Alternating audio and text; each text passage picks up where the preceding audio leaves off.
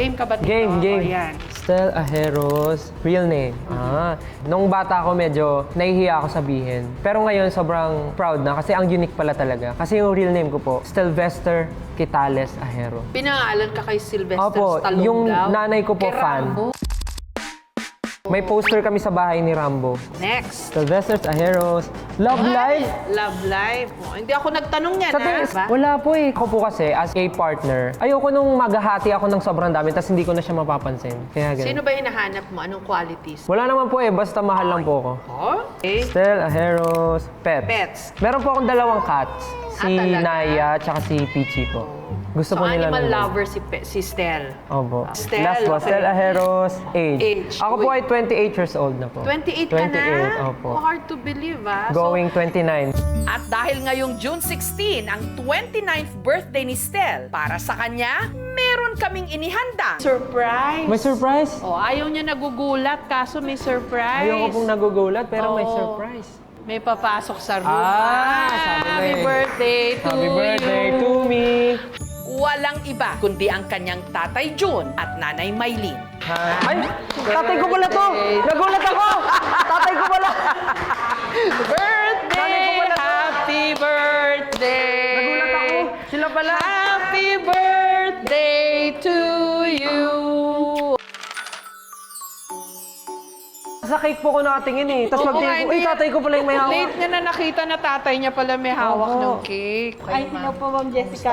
Na-struck po ako. Alam niyo na po kanino nagpala. Ayun, nag-wish ka pa? Opo. Anong birthday wish mo, Stel? Ang wish ko, growth lang po for everyone. 29 ka na. Feel mo ba 29 ka na? Hindi po eh, parang feel ko nga po sa mga problema, parang 50 na ako eh. Sa mga problema ang dumadating po, parang hindi siya nakaka-29 eh. Parang nakaka-50 po yung problema eh. Sunod-sunod po eh, nirat-rat eh. Oo, basta carry mo yan. Actually po, si Stel po, bata pa po, talagang ganyan na po yung body build niya, di ba? Maputi, cute. Eh, alam niyo naman po mga teacher, pag nakita yung bata medyo bibo, ganyan. Uy, Maylene, isali mo yung sa anak mo. Group dance daw, ganyan. 2 days lang po tinuro nung choreographer sa kanya. Kuha na po niya agad. Yung wish ko sa kanya, yung maging healthy lang lagi siya. Successful na to eh. Hindi ka sure. Wala na akong masabi. Pero syempre, proud na proud. Opo, sobra. 29th birthday message, Mama. Alam ko po yung gusto sabihin ni Mama. Ano na? Sige na. Sige na. Nak, mag-transfer ka na sa akin. Magbabayad na tayo ng bill. Hindi ko. Hindi, ano yung sabihin po siya. Gusto ko lang pong sabihin sa kanya na good job, anak. Di man namin nabigay sa'yo ng papa mo yung talagang gusto mo before. Kasi kahit po hindi naman naging SB19 si Stel. Kahit po maging simpleng tao lang siya, basta mabuting tao lang po. We'll be always be proud. Tuloy mo lang na. Tuloy mo lang. Yung mabuting ugaling ganyan. Salamat po. Stel. Thank you po, Miss Jessica. Ang advice ni Stel sa mga gaya niyang big dreamers to get in the zone. Ginto raw dapat. Sa mga pangarap naman, hindi agad siya makukuha. Maraming challenges yan. And yung sa mga challenges na yun, talagang i-drag ka nun pababa para lang sumuko ka sa dreams mo. Pero kung sobrang alam mo yung gusto mo, sobrang mahal mo yung ginagawa mo, hindi ka po matitinag talaga eh. Kung sa tingin mo, ikaw na yung nakikita mo dun sa pangarap na yun, ikaw na yun, ikaw na lang hinihintay na kumilos para dun.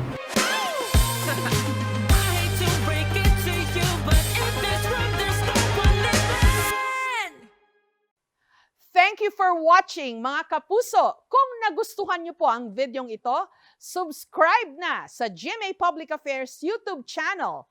And don't forget to hit the bell button for our latest updates.